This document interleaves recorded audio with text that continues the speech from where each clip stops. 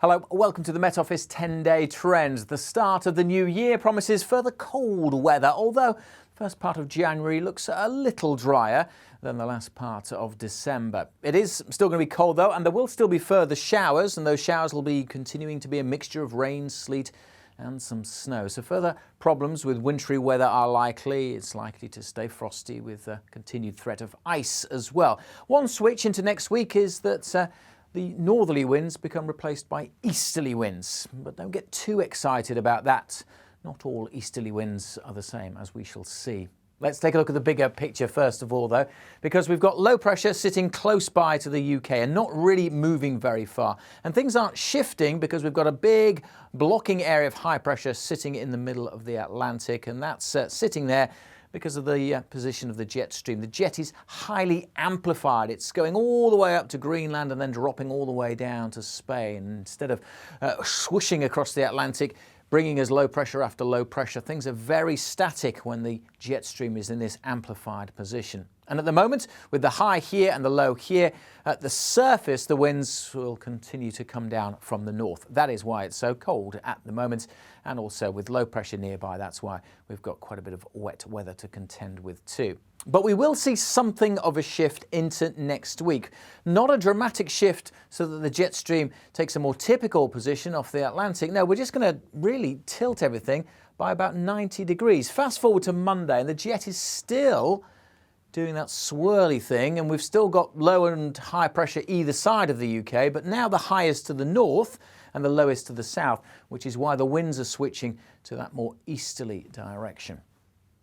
Let's get back to the northerly winds though for the next few days, because we're still going to see a few hazards with these northerly winds, and particularly with this little weather feature as it dribbles its way southwards during New Year's Eve. That is going to bring some wet weather, and it's cold, so yes, there will be some snow. But if we put the temperatures on and look very closely, there's a lot of blue on the chart, but close to that little occlusion, well, the air is not quite as cold. So as it drifts southwards, bringing some showery rain with some sleet and snow mixed in, it's also just lifting the temperatures a little bit, which is why it's so on the cusp at the moment as to whether we see rain, sleet or snow. Most of the snow will be over the hills, but some of it could get down to lower levels as it drifts its way southwards during New Year's Eve and into New Year's Day. Either way, we've still got northerly winds, so we're still going to have a cold feel into the start of 2021. But certainly there are weather warnings in place for the next couple of days because of ice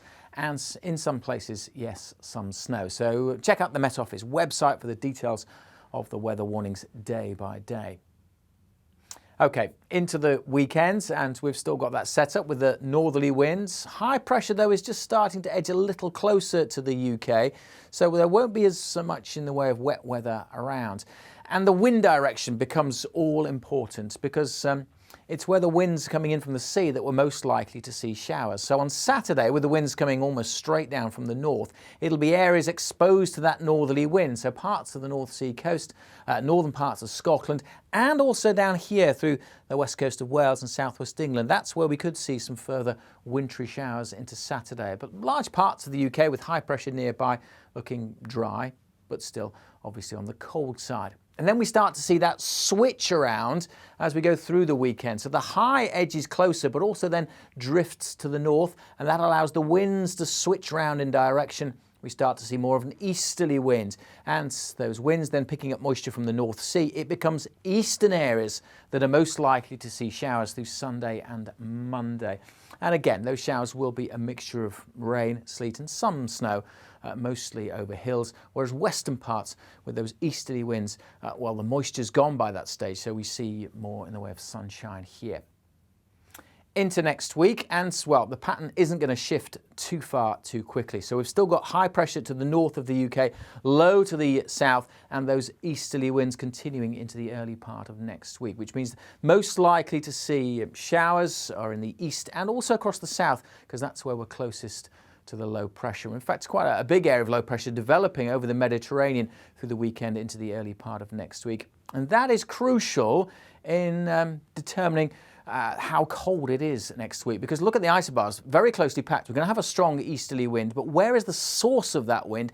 Actually, it's somewhere across the eastern Mediterranean, because around that low pressure, the winds are coming north and then drifting eastward. So the source of that air is still relatively mild. When we had the beast from the east a few years ago, the winds were coming straight down from Siberia and from those purple colours way up north. So it's not going to be a beast from the east for the early part of next week. The air will be a little bit, if anything, milder than it is at the moment. However, with an easterly wind, it is still going to feel cold with that strong wind blowing in.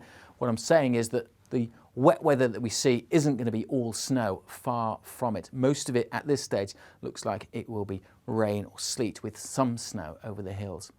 This is one model for next week. This is a European model chart for Tuesday, and it is just one computer model run, but it does show that easterly wind will be quite strong. But again, it shows that source of the air, relatively mild colours there, the greens and the yellows. Now, there are some suggestions that towards the end of next week, well, we could get something a little bit colder. This is, again, the European model for Friday. And by that stage, well, the air, that colder air, the darker blues, is closer to the UK. But also by that stage, the winds aren't as strong. The isobars aren't as close. This is a long way off at this stage as well. We're talking over a week away. But at the moment, it does look definitely like easterly winds will be the dominant feature through next week. That will keep things cold either way, but it's not going to be cold enough that we see snow every time we see something falling out of the sky. Far from it. Wintry showers are likely across eastern and southern parts, but many places, particularly across the north and the west, are likely to stay dry. For day-to-day details and those weather warnings, make sure you stay up to date with everything from the Met Office. Before I go, one more chart to show you. Something that's happening way up high above the North Pole. This is a projection of wind speeds high up above the North Pole, and I'm talking 30 kilometres here. Now, I'm showing this chart because it's showing something interesting happening in the next 10 days. The drop in the red line here indicating that the winds high up in the atmosphere are going to drop down and change. And that is indicative of something called sudden stratospheric warming, where suddenly, high up in the sky above the North Pole, temperatures suddenly jump up. Now, sudden stratospheric warming can play a part in affecting the weather down across the UK, but in a number of weeks' time.